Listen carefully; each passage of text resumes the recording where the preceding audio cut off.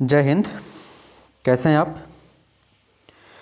दोस्तों? आपको पता है कि हमने एनसीईआरटी साइंस का सीरीज़ शुरू किया है।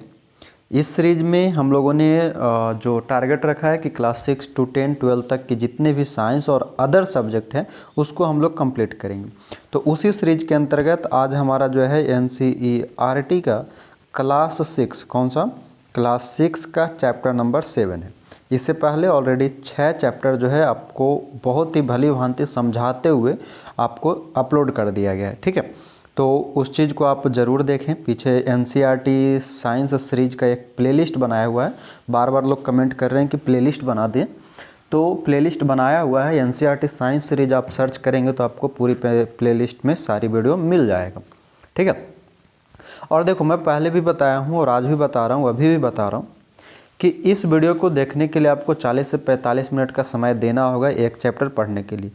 पूछो क्यों?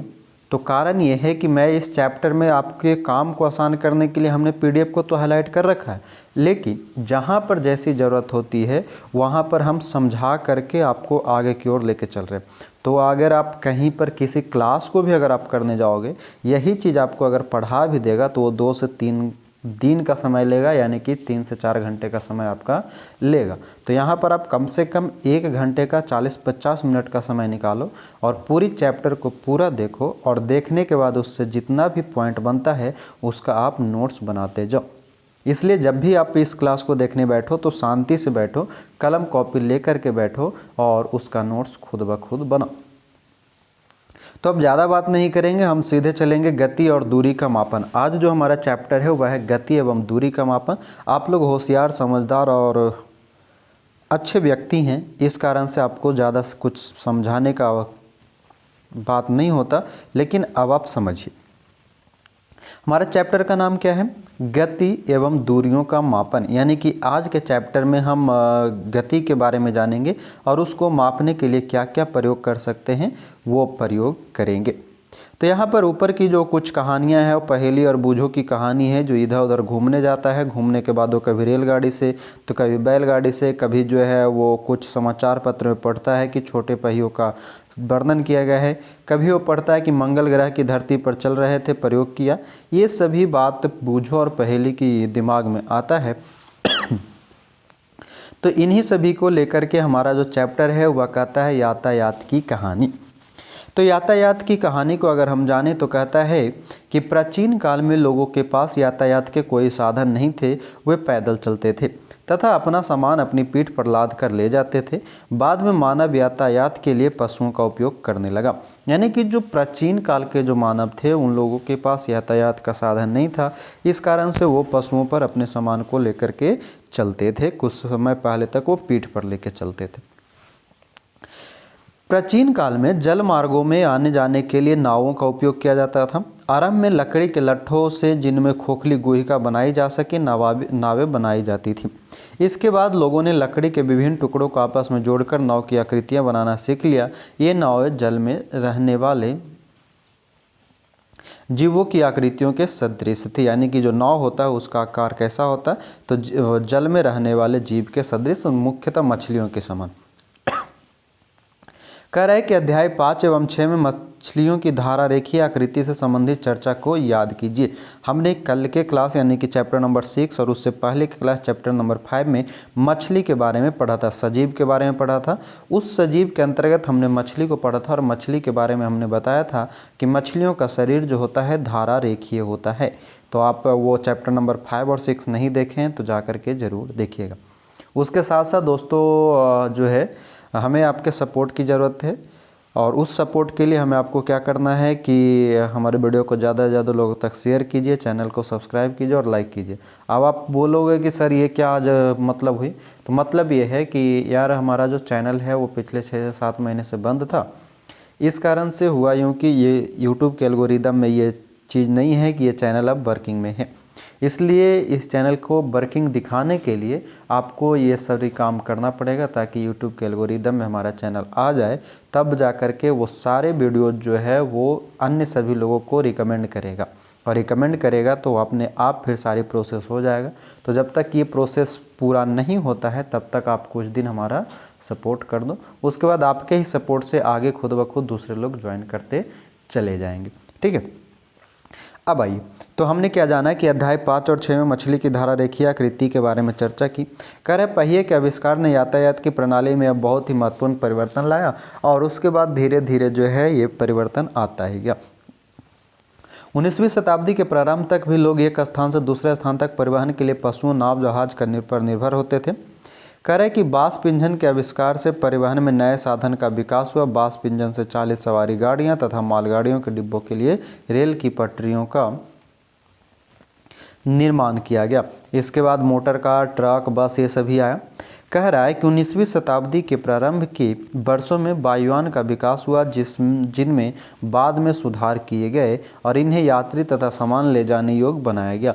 विद्युत रेलगाड़ी, एकल रेल, पराध्वनिक वायुयान तथा अंतरिक्ष यान 20वीं शताब्दी के कुछ योगदान है। यानी कि वायुयान का विकास जो है 19वीं शताब्दी में हुआ। उसके बाद विद्युत रेल, एकल रेल जो एक पटरी रेल होता है, पटरी पे जो चलता है, पराध्वनिक यानी कि सुपरसोनिक वायुयान और अंतरिक्ष यान के विकास 20वीं शताब्दी में होता है। अब आते हैं 7.2, यह डेस्क कितना चौड़ा है। मतलब एक डेस्क, ये टेबल दिया गया है, इसको नापना है। नापने के लिए अलग अलग प्रयोग किया गया है जो कि आपको यहाँ से कुछ पढ़ने के लिए ज़रूरत नहीं है। जहाँ पर ज़रूरत होगा वहाँ पर हम आपको बता देंगे। ये सभी जो है अभी कुछ नहीं है, यानी कि इस चैप्टर में इस वाले पॉइंट में जो है आपका ये कुछ है नहीं। बस इसमें ये कहा गया है कि जो बूझो और पहेली है वो किसी डेस्क को नाप रहा है, वो किसी कमरा को नाप रहा है, वो दिल्ली से लखनऊ की दूरी को माप रहा है, पृथ्वी से चंद्रमा की दूरी को माप रहा है। ये सभी उसके दिमाग में आ रहा है। तो उसके दिमाग की दही बनाने के लिए हम अब कुछ क्या पढ़ेंगे, कुछ मापन पढ़ेंगे। क्या पढ़ेंगे, कुछ मापन। कुछ मापन में क्रियाकलाप दिया गया है, यह भी आपको नहीं करना है। बस क्या कह रहा है कि कमरे की लंबाई चौड़ाई ज्ञात करने के लिए कहा गया। तो कमरे की लंबाई चौड़ाई ज्ञात करने के लिए पहले डोरी का उपयोग किया और डोरी का उपयोग करने के बाद जो है आपको बताना था। उसी तरह से क्रियाकलाप 2 है जिसमें डेस्क को चौड़ाई मापने का और लंबाई मापने का बात किया गया, लेकिन ये सभी आपके काम का नहीं है। हमें यहाँ से आना है। कहता है कि हम देखते हैं कि मापन का अर्थ किसी अज्ञात राशि की उसी प्रकार की कुछ ज्ञात राशि से तुलना करना है। इस ज्ञात निश्चित राशि को मात्रक कहते हैं। यानी कि मात्रक क्या है, तो मापन की वह व्यवस्था जिसमें अज्ञात राशि की उसी ज्ञात राशि से तुलना करना ही क्या कहलाता है, मात्रक कहलाता है। किसी अज्ञात राशि से किसी ज्ञात राशि की तुलना करना मात्रक कहलाता है। किसी माप के परिणाम को 2 भागों में व्यक्त किया जाता है। कितने भाग में, 2 भागों में। एक भाग संख्या है और दूसरा भाग ली गई माप का मात्रक होता है। क्या कह रहे हैं कि आप किसी भी माप का परिमाण यानी कि रिजल्ट अगर आप देखना चाहेंगे तो उसमें आपको 2 भाग दिखाई देगा। पहला भाग संख्या के रूप में होगा और दूसरा भाग मात्रक यानी कि यूनिट के रूप में होगा। जैसे आप लिखते हैं ना 1 किलोमीटर, तो 1 किलोमीटर में 1 क्या है, पहला भाग संख्या है और किलोमीटर मात्रक है, यानी कि उसकी दूसरी इकाई है। बात समझ गए। इसके बारे में आगे चर्चा होगा, हमने आपको पेचीदा ना हो इसलिए ये एक एग्जाम्पल दिया। अब फिर से वही मेज की चौड़ाई मापना है, ये सारी क्रिया करना है। क्रिया करने के बाद देखिए 7.4 में कह रहा है कि मापन के मानक मात्रक। कहता है प्राचीन काल में पैर की उंगली की चौड़ाई तथा 1 कदम की दूरी, इन सभी मापों का मात्रक के रूप में समान उपयोग होता था प्राचीन काल में, लेकिन अभी नहीं। फिर कह रहा है कि हड़प्पा सभ्यता के लोगों ने अवश्य लंबाई के बहुत अच्छे मापन का उपयोग किया होगा, क्योंकि यह खुदाई से प्राप्त प्रसिद्ध ज्यामितीय रचनाओं को देखने से प्रमाणित होता है। यानी कि शुद्ध ज्यामितीय रचनाओं की प्रमाण कहाँ से मिलता है, तो हड़प्पा सभ्यता से मिलता है। तो ये इतिहास का भी एक सवाल आपको मिला, क्या कि शुद्ध ज्यामितीय रचना, ज्यामितीय यानी कि ज्योमेट्रिकल स्ट्रक्चर जो होता है उसके बारे में हड़प्पा सभ्यता से पता चलता है। कोहिनी से उंगली की छोर तक की लंबाई, जिसे हाथ कहते हैं, लंबाई के मात्रक के रूप में प्राचीन मिस्र में उपयोग किया जाता था, जिसे संसार के अन्य भागों में भी मान्यता प्राप्त थी। अब ये याद रखना है, ये आपको इतिहास से ही संबंधित सवाल घुसा के पूछ देगा कि लंबाई के मात्रक के रूप में प्राचीन सबसे पहले हाथ का प्रयोग कहाँ किया गया, तो मिस्र में किया गया था। कह रहे संसार के विभिन्न भागों में लोग लंबाई के मात्रा के रूप में फुट का उपयोग करते थे। अलग अलग क्षेत्रों में फुट की लंबाई थोड़ी भिन्न होती थी। लोग 1 गज कपड़ा फैली बाह के सिर से अपने तुड़ोड़ी तक मापते थे। टोढ़ी मतलब ये वाली जो दाढ़ी के आसपास में। रोमवासी अपने पग अथवा कदमों से लंबाई मापते थे। अब यहाँ पर फिर से एक आ गया कि रोम के जो लोग थे वो किससे मापता था, तो पग मतलब पैर, और कदमों से वो अपनी लंबाई मापता था। यानी कि हड़प्पा काल में शुद्ध ज्यामितीय रचनाओं की जानकारी मिली। मिस्र के काल में जो है हाथ से कोहनी से उंगली तक की जो लंबाई होता है उसे हाथ कहते हैं, और हाथ से मापने की प्राचीन प्रयोग कहाँ मिला, तो मिस्र में मिला। पग और कदम से लंबाई मापने की प्रयोग कहाँ से मिला, रोम से मिला। प्राचीन भारत में छोटी लंबाइयों को मापने के लिए अंगुल तथा मुट्ठी का उपयोग किया जाता था। यानी कि प्राचीन भारत में छोटी छोटी लंबाइयों को मापने के लिए किसका प्रयोग करते थे, तो उंगली का और मुट्ठी का प्रयोग करते थे। आज भी आप देखते होंगे अगर गाँव वगैरह में होंगे तो जो हमारे मतलब पुराने लोग होते, पापा चाचा लोग, आसपास के जो लोग होते हैं, दादा लोग, वो क्या करते हैं किसी चीज़ को, छोटे छोटे चीज़ को ना बीता से नाप लेते हैं। 1 बीता 2 बीता ऐसा करके, मुट्ठी से अच्छा 1 मुठ हुआ 2 मुठ हुआ, इस तरह से हम लोग के यहाँ नापा जाता है। तो क्या है, वो प्राचीन काल की ही जो मात्रक है उसका भी प्रयोग आज भी हम छोटे छोटे कामों में करते हैं। बात समझ गए। तो हड़प्पा से हमें ज्यामितीय रचना मिला, मिस्र से हमें हाथ से लंबाई मापने की मात्रक मिला, पग अथवा कदम से लंबाई मापने की मात्रक हमें रोम से मिला, और अंगुली और मुट्ठी से भी हम छोटे छोटे लंबाइयों को प्राचीन काल में मापते थे। अब ये कहता है कि प्रत्येक व्यक्ति के शरीर की मापों में थोड़ी भिन्नता हो सकती है, शायद इसी कारण भी मापन में उलझने आई होगी। वर्ष 1790 में फ्रांसीसियों ने मापन की एक मानक प्रणाली की रचना की जिसे मीट्रिक पद्धति कहते हैं।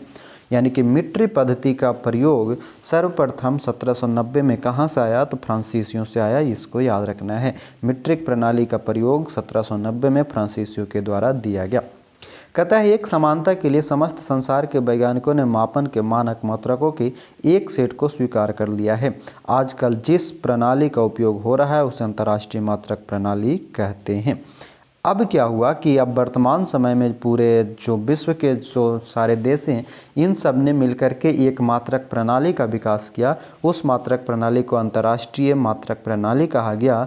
ये वो है जो भारत में हम किसी लंबाई को मापने के लिए मीटर का प्रयोग करेंगे, तो अमेरिका में भी मात्रक की जो होती है लंबाई का वो मीटर ही कहलाएगा। चाहे आप अंटार्कटिका चले जाओ या फिर आर्कटिक चले जाओ, चाहे भूमध्य रेखा चले जाओ, चाहे अक्षांश चले जाओ, चाहे देशांतर चले जाओ, चाहे तो आप पाकिस्तान चले जाओ, चाहे आप साउथ अफ्रीका चले जाओ, चाहे आप गुजरात चले जाओ, चाहे अहमदाबाद चले जाओ, चाहे फिर आप अरुणाचल प्रदेश चले जाओ, सभी पृथ्वी पर वो सभी देश और सभी जगह है जहाँ पर एक मात्रक प्रणाली का उपयोग किया जाता है। उस मात्रक प्रणाली को क्या नाम दिया गया, अंतर्राष्ट्रीय मात्रक प्रणाली नाम दिया गया। तो यहाँ पर यह भी याद रखना कि पूरे विश्व में जो मात्रा का प्रयोग किया जाता है वह है अंतर्राष्ट्रीय मात्रक प्रणाली। लेकिन मीट्रिक पद्धति कब आया, तो 1790 में फ्रांसीसियों के द्वारा लाया गया था। अब कह रहा है कि प्रत्येक मीटर को 100 बराबर भागों में विभाजित किया जाता है। यहाँ पर ये पॉइंट दिया है जिन्हें हम सेंटीमीटर कहते हैं। 1 सेंटीमीटर में 10 बराबर भाग होते हैं जिन्हें मिलीमीटर कहते हैं। इस प्रकार मतलब 1 मीटर को 100 बराबर भागों में विभाजित करेंगे तो वो सेंटीमीटर कहलाएगा, यानी कि 1 मीटर बराबर 100 सेंटीमीटर। दूसरा कहा कि 1 सेंटीमीटर को जब हम 10 भाग में बांटते हैं तो मिलीमीटर यानी कि mm कहलाता है, यानी कि 1 सेंटीमीटर बराबर 10 मिलीमीटर। ये सभी आपको लग रहा है कि ये सब तो जानते होंगे, लेकिन यही आपका बेस है। इसी बेस के अनुसार जब आप 7, 8, 9, 10 पढ़ेंगे तो वहाँ पर अभी मीटर है, कल किलोमीटर मिलेगा, कहीं पर हेक्टोमीटर मिलेगा, कहीं पे पेंटो मिलेगा, कहीं पे नैनो मिलेगा, तब जा कर के आपका दिमाग की खोपड़ी जो है वो खुलेगा। अभी लग रहा होगा कि ये तो छोटा सा है, मीटर सेंटीमीटर कौन नहीं जानता, लेकिन बेस हमेशा तैयार होता है निचली ईंट से। तो निचली ईंट को अगर आप कमज़ोर रखेंगे तो ऊपर का भी मकान आपका कमज़ोर ही बनेगा। अब कह रहा है कि लंबी दूरियों के मापन के लिए मीटर एक सुविधाजनक मात्रक नहीं है। अब लंबी दूरी है, लंबी दूरी को मापने के लिए मीटर एक सुविधाजनक मात्रक नहीं है। आप कितना एक एक मीटर मापते चलेंगे? तो कहता है इसके लिए हम एक बड़े मात्रा को परिभाषित करते हैं जिसे किलोमीटर कहते हैं, और 1 किलोमीटर बराबर 1000 मीटर होता है। बात समझ गए? 1 मीटर बराबर 100 सेंटीमीटर, 1 सेंटीमीटर बराबर 10 मिलीमीटर, 1 किलोमीटर बराबर 1000 मीटर होता है। अब आता है लंबाइयों के यथार्थ यानी कि परिशुद्ध माप। परिशुद्ध माप ज्ञात करने के लिए यहाँ पर आपको सारी कुछ प्रोसेस दिया गया है। प्रयोग बताया कि दर्जी जो माप करता है, किसी वृक्ष के मापना है, ये सभी माप कैसे होता है इसके बारे में। तो यहाँ पर ये सारा प्रयोग किया गया है। प्रयोग करते करते धीरे धीरे ये सारे कुछ मतलब देखा कि कोई कितना लंबा है, कितना चौड़ा है, किसकी कितनी दूरी है, ये सभी। ठीक है, तो इधर आपको कुछ आपके काम का नहीं है। अब यहाँ पे कह रहा है किसी वक्र रेखा की लंबाई मापना। वक्र मतलब जो कहता है हम किसी वक्र रेखा की लंबाई सीधी ही मीटर पैमाने का उपयोग करके नहीं माप सकते। वक्र रेखा की लंबाई मापने के लिए हम धागे का उपयोग कर सकते हैं। मतलब ये है कि कोई गोल चीज़ है, अब कोई गोल वस्तु है, तब इसको आप अगर मीटर वो जो किसी मीटर से आप मापेंगे तो इस तरह से वो गोल गोल घूम जाएगा, इस कारण से उसको आप सही से माप नहीं सकते। इसलिए हम क्या करते हैं, एक पतला धागा का उपयोग करते हैं, और पतले धागे को फिर उसके बाद क्या करेंगे, लंबा करके उसको माप लेंगे। ये वही यहाँ पर प्रयोग दिया है। देखिए क्या कर रहा है, धागे की सहायता से किसी वक्र रेखा, ये जो ऐसे टेढ़ी मेढ़ी है, अब इसको आप मीटर से मापेंगे तो ऐसा जाएगा, वो तो जो मीटर का फीता होगा वो सीधा जाएगा, लेकिन ये इस तरह से है। तो जब टेढ़ा मेढ़ा है, वक्र है, तो उसको हम कैसे मापेंगे, तो उस तरह से एक एक करके छोटे छोटे कोना को मिला करके मापेंगे। अब आता है हमारे चारों ओर गतिशील वस्तु। गतिशील वस्तु के बारे में मापना है, तो इसके बारे में मापने के लिए भी वही रेलगाड़ी, सिलाई मशीन, दीवार, बल्ला, ये सभी को मापना है। तो मापते मापते हम चले क्रियाकलाप 6। यहाँ पर भी आपके लिए कुछ नहीं है, इधर भी कुछ नहीं है, क्योंकि ये सभी बच्चों को प्रयोग करके समझाने वाली चीज़ है। अब आता है हमारा गति के प्रकार। गति के प्रकार को समझना बहुत ज़रूरी है। जैसे कहता है कि आपने सीधी सड़क पर किसी वाहन की गति, किसी परेड में सिपाहियों के मार्च पास्ट की गति अथवा किसी गिरते पत्थर की गति का परीक्षण किया होगा। यह किस प्रकार की गति है, इसको जानना है। कह रहा 100 मीटर दौड़ प्रतियोगिता में धावक भी सरल रेखा के अनुदिश दौड़ता है। क्या आप अपने चारों ओर देखकर इसी प्रकार के और अधिक उदाहरण सोच सकते हैं? तो आप उदाहरण सोचिए, उसके बाद आगे बढ़ते। ये सभी यानी कि सीधा सीधा यहाँ जो है आपसे एक सवाल ही दे दिया है। सवाल ये कह देगा कि निम्न में से कौन सरल रेखीय गति का उदाहरण है। तब आपको देखें, सीधा कह रहा है कि सीधी सड़क पर चलती वाहन, परेड में सिपाहियों की मार्च पास्ट, गिरते हुए पत्थर की गति, ये सभी किसकी है? तो सरल रेखा का उदाहरण है। क्या है? सरल रेखा के उदाहरण है। कह रहा है इन सभी उदाहरण से हम यह देखते हैं कि वस्तुएं सरल रेखा के अनुदिश गति कर रही है। इस प्रकार की गति को सरल रेखीय गति कहते हैं। यानी कि सरल रेखा क्या है? जो सीधी रेखा में चलता हो उसे हम सरल रेखा गति कहते हैं। अब यहाँ पर क्रियाकलाप कह रहा है एक पत्थर लीजिए, लेना है, मारना नहीं है किसी को, ठीक है। एक पत्थर लीजिए, इसमें एक धागा बांधिए तथा अपने हाथ में इसे तेजी से घुमाइए।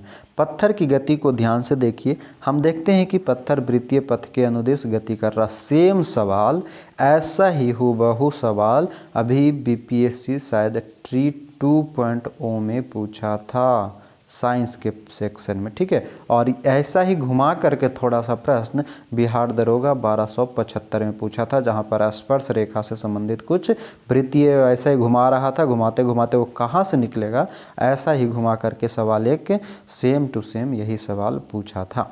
तो आप समझ गए कि सवाल पूछे जाते हैं। तो क्या कह रहा है कि पत्थर को वृत्तीय गति में घुमाएंगे तो क्या करेगा? वृत्तीय पथ की ओर अनुदिश करेगा। यहाँ पर वर्तुल गति के कुछ उदाहरण दिए हुए हैं। ये आप रहट देख रहे हैं, बैल से पानी निकालना। फिर ये मुर्गी ऊपर में बैठे हुए, ऐसा वाला बहुत पहले चलता था मुर्गी। और जिधर ये जो एरो मार्क आपको दिख रहा है, जिधर की ओर मुर्गी का मुँह रहेगा उधर की ओर हवा चल रहा होगा, ऐसा ज्ञात किया जाता था। और ये पंखा तो आप जानते ही हैं। कहता है इस गति में पत्थर की आपके हाथ से दूरी समान रहती है। इस प्रकार की गति को वर्तुल कहते हैं। बिजली के पंखे की पंखुड़ियां पर अंकित किसी चिन्ह की गति, किसी घड़ी के सेकंड की सुई की गति वर्तुल गति के उदाहरण हैं। यानी कि पंखा जो चल रहा है वो, फिर सुई, ये सभी वर्तुल गति के उदाहरण हैं। अब यहाँ पर नीचे कह रहा है कि कुछ प्रकरणों में कोई वस्तु एक निश्चित समय अंतराल के बाद अपनी गति को दोहराती है। इस प्रकार की गति को आवर्ती गति कहते हैं। आवर्ती गति का यहाँ पर उदाहरण दिया है। आवर्ती गति कहने का मतलब ये है कि कोई भी जो वस्तु है वो एक निश्चित समय के बाद अपनी गति को दोहराता है। जैसे यहाँ पर ये पंखा को देख सकते हैं। मान लीजिए ये पंखा है, ये वाली, ये जो है किस समय बाद ये घूम करके फिर से यहीं आ जाएगा, फिर से कुछ समय निश्चित समय बाद फिर से यहीं आ जाएगा, फिर से घूम करके निश्चित समय बाद यहीं आ जाएगा। तो एक कोई वस्तु जो एक निश्चित समय अंतराल के बाद अपनी गति को दोहराता है, इस गति को हम वर्तुल गति कहते हैं। कह रहा है कि लोलक की यह गति आवर्ती गति का एक उदाहरण। लोलक, ये जो घड़ी वाला आप देख रहे हैं, इसके बारे में चर्चा कर रहा है। हम ये बीच में ये जो सारे पॉइंट है इसको नहीं पढ़ रहे। क्यों? क्योंकि वो आपके काम का नहीं है। लेकिन जैसे ही कोई पॉइंट आता है तो मुझे ऊपर पढ़ा हुआ है तो इस कारण से ध्यान में आता है कि अच्छा यहाँ पर ये पॉइंट कहा गया था। तो इस कारण से क्या करते हैं कि हम आपको समझा देते हैं कि ये कहा क्या रहा है। तो कह रहा है कि लोलक की यह गति आवर्ती गति का उदाहरण है। यानी कि याद रखना है कि लोलक जो कैसी गति है, आवर्ती गति है। वृक्ष की शाखाओं का इधर उधर लहराना, झूला झूलते बच्चे की गति, सितार की डोरियों की गति, बजते समय ढोल की झिल्ली की गति, ये सभी आवर्ती गति के उदाहरण हैं जिनमें वस्तुएं एक निश्चित समय अंतराल के बाद अपनी गति को दोहराती है। यानी कि यहाँ पर जो कुछ भी आपको एग्जाम्पल दिख रहा है ये आवर्ती गति का उदाहरण है। क्या क्या है? तो घड़ी का लोलक, सितार या की डोरी है, जो डोरी इसमें होता है ये फिर से अपने स्थान पे आता है वाइब्रेट करके। घंटी जो होता है, आप घंटी को एक जगह खींचते होंगे, फिर वो पीछे की ओर जाता है, फिर आगे की खींचते पीछे जो आता है वो। और तबला, बजते हुए तबला, उदाहरण में ध्यान देंगे क्या कहा है, बजते समय बजते हुए तबला या ढोल की जो झिल्ली होती है वह भी वाइब्रेट करके अपनी गति को दोहराता है।